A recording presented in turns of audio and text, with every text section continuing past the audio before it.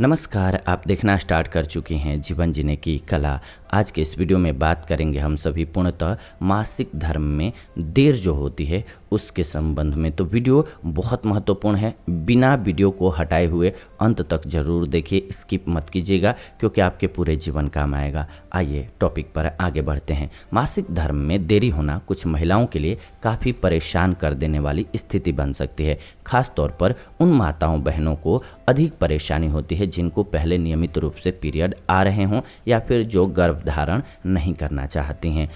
मासिक धर्म आमतौर पर 10 से 16 साल की उम्र में यानी कि प्यूबर्टी के दौरान शुरू होता है और 45 से 55 वर्ष की उम्र यानी कि मोनोपॉज तक होता रहता है। मासिक धर्म आने के बीच का समय आमतौर पर 28 दिन का होता है, लेकिन कुछ महिलाओं में यह थोड़ा कम या फिर ज़्यादा हो सकता है, जो कि एक सामान्य स्थिति है। यदि किसी महिला को पीरियड आने में 35 दिन से अधिक समय लगता है तो उस स्थिति को लेट पीरियड कहा जा सकता है। मासिक धर्म देर से आना ओलिगोमेनोरिया नामक स्थिति का प्रकार होता है, जिसमें माताओं बहनों के मासिक धर्म अनियमित हो जाते हैं। यदि गर्भ निरोधक तरीकों में कुछ बदलाव किया है, महिला के हार्मोन में बदलाव हुआ है, मोनोपॉज के समय के आसपास हार्मोन में बदलाव हुआ है या फिर कुछ प्रकार के एक्सरसाइज भी जो कि ओलिगोमेनोरिया का कारण बन सकता है आपके लिए। यदि पीरियड देर से आने की समस्या प्यूबर्टी के दौरान या फिर मोनोपॉज की उम्र के आसपास हो रही है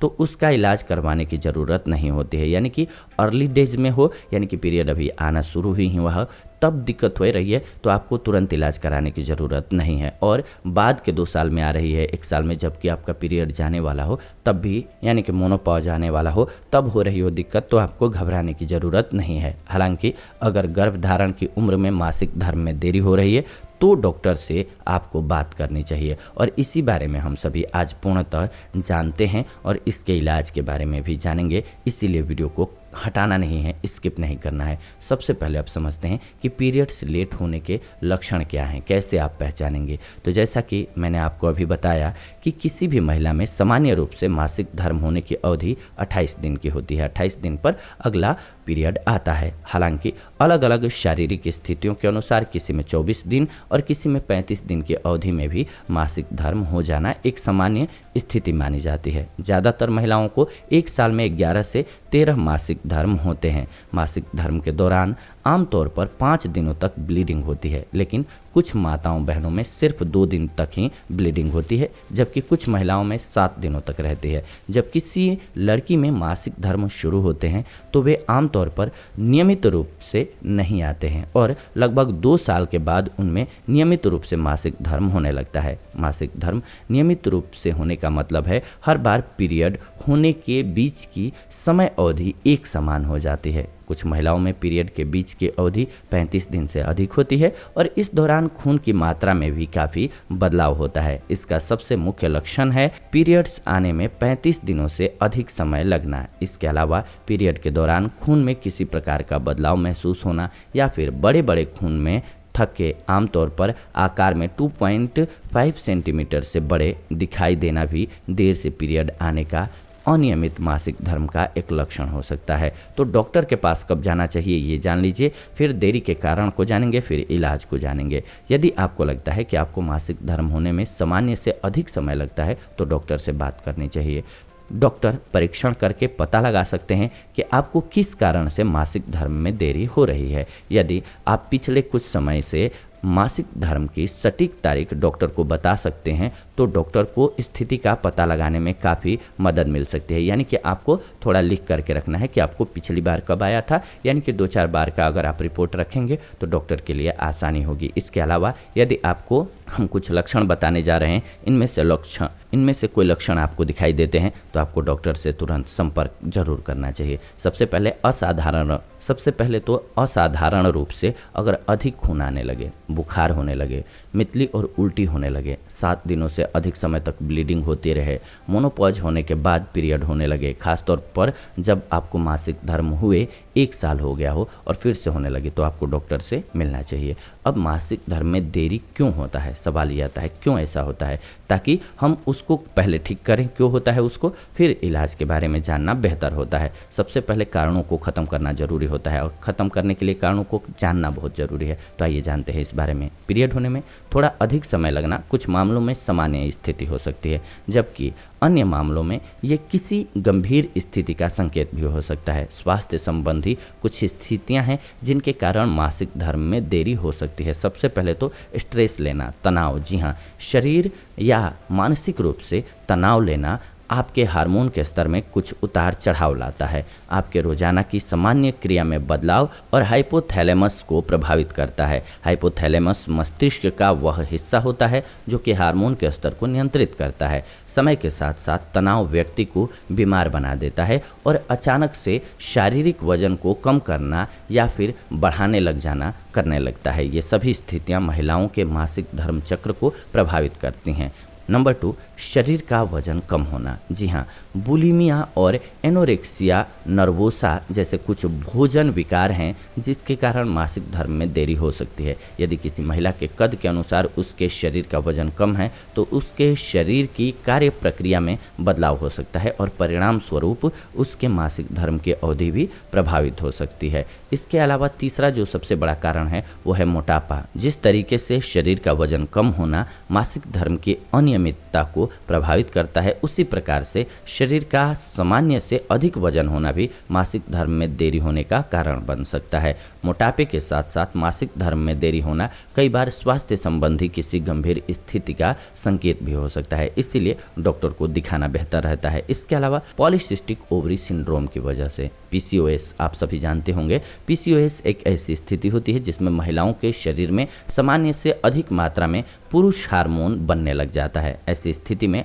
अंडाशय में सिस्ट बनने लग जाती है जिसके परिणाम स्वरूप हार्मोन का स्तर खराब हो जाता है। ऐसी स्थिति में मासिक धर्म में देरी हो सकती है और यहाँ तक कि पीरियड्स पूरी तरह से बंद भी हो सकते हैं। इसके अलावा अर्ली मोनोपॉज में ये समस्या होती है। ज़्यादातर महिलाओं को 45 से 55 की उम्र में मोनोपॉज होता है।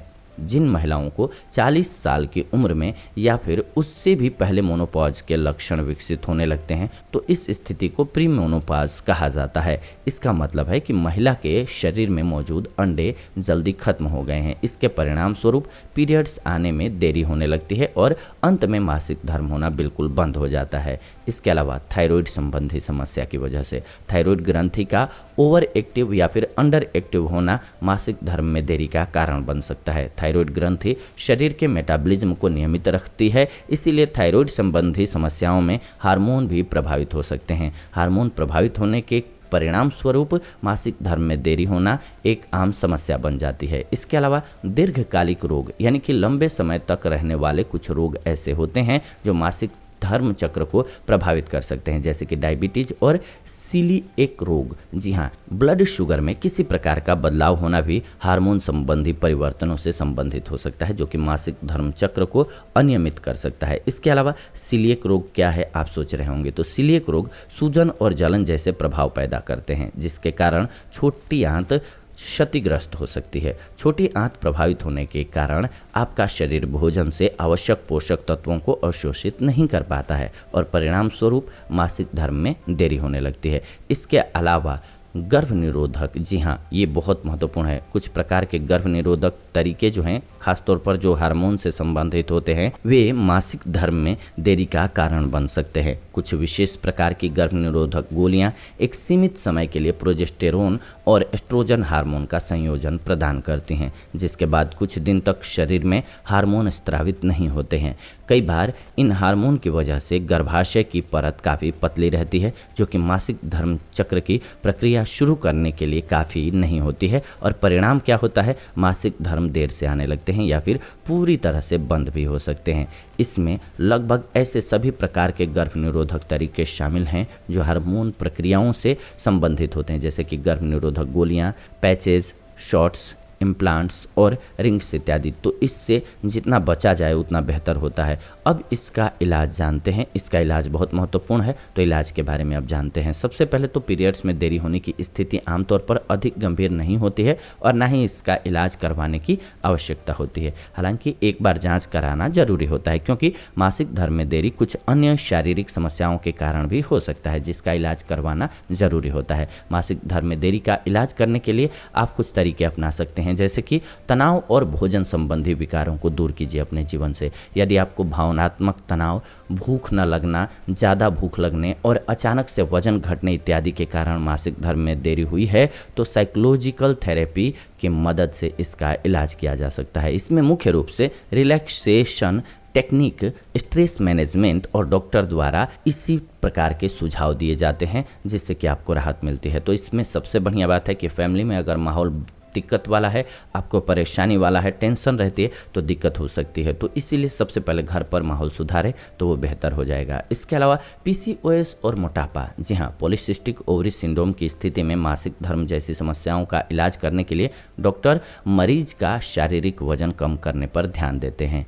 सामान्य वजन होने पर शरीर को अधिक इंसुलिन बनाने की आवश्यकता नहीं पड़ती है। ऐसा होने पर टेस्टोस्टेरोन हार्मोन का असामान्य रूप से बढ़ा हुआ स्तर कम हो जाता है और मासिक धर्म की प्रक्रिया सुधार होने लग जाता है उसमें। इसके अलावा थायराइड संबंधी समस्याएं, यदि थायराइड संबंधी समस्याओं के कारण पीरियड में आपके देरी हो रही है, आपको थायराइड पहले से है, तो इस स्थिति का इलाज कराने के लिए doctor radio active iodine therapy या फिर सर्जरी इत्यादि की मदद लेते हैं। इसके अलावा प्यूबर्टी और मोनोपॉज, जी हाँ, यदि प्यूबर्टी या फिर मोनोपॉज के दौरान मासिक धर्म में देरी हुई है तो आमतौर पर इस स्थिति का इलाज करने की आवश्यकता नहीं होती है। हालांकि पुष्टि करने के लिए डॉक्टर एक बार जांच कर सकते हैं, ताकि यह सुनिश्चित किया जा सके कि यह किसी स्वास्थ्य संबंधी समस्या के कारण तो नहीं है। इसके अलावा गर्भ निरोधक तरीके, जी हाँ, यदि गर्भ निरोधक गोलियां खाने या कोई अन्य तरीका अपनाने के कारण मासिक धर्म देरी संबंधी समस्या हो रही है, तो इस स्थिति को नियंत्रित करने के लिए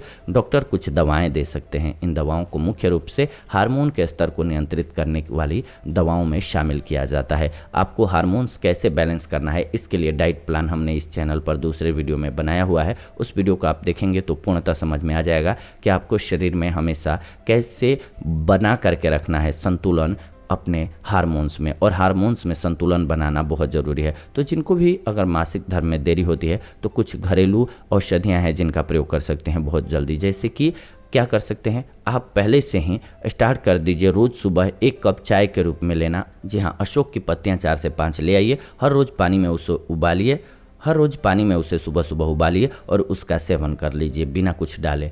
आपके लिए बहुत बेहतर रहेगा। या फिर अजवाइन का आप पानी पी सकते हैं, वो भी आपके लिए बेहतर रहेगा। लेकिन जब ब्लीडिंग होने लग जाए तब आपको अजवाइन के पानी को रोक देना चाहिए। आपको पता है कि आपका पीरियड देर से आता है और आपका टाइम होने वाला है लगभग, तो उससे पहले से थोड़ा सा स्टार्ट कर लीजिए। 5 दिन पहले से 10 दिन पहले से आपको पीरियड आ जाएगा, फिर इसके बाद उसको रोक दीजिए, आपके लिए बेहतर रहेगा। इस प्रकार से अगर मासिक धर्म में देरी हो रही है तो उसको कंट्रोल कर सकते हैं। और दर्द को कैसे कंट्रोल करना है या फिर रसौली को कैसे कंट्रोल करना है, पीसीओएस या फिर पीसीओडी की समस्या को कैसे कंट्रोल करना है, ये जानना है तो इस चैनल पर दूसरे वीडियो में हमने बताया हुआ है। आप उन वीडियोज को जरूर देखिए, उससे आपको लाभ मिलेगा। और माँ बनने में प्रॉब्लम जिनको आ रही हो या किसी भी प्रकार की आपकी दिक्कत है, तो आप कमेंट्स के माध्यम से पूछ भी सकते हैं। हम आने वाले वीडियोज में उस टॉपिक को लेकर के आपके लिए वीडियो जरूर बना देंगे। फिलहाल उम्मीद करते हैं कि आपको ये वीडियो बहुत पसंद आई होगी। तो अगर वीडियो पसंद आई है तो लाइक कर दीजिए, शेयर कर दीजिए व्हाट्सएप पे, फेसबुक पे, फैमिली मेंबर और दोस्तों के साथ, ताकि उनको एक बेहतर जानकारी मिल सके। फिलहाल आज के इस वीडियो को इतना ही रखते हैं, विदा लेते हैं आज की इस वीडियो से। जुड़ेंगे नई वीडियो में नई जानकारी के साथ। तब तक आप सभी खुश रहें, स्वस्थ रहें। धन्यवाद, नमस्कार दोस्त।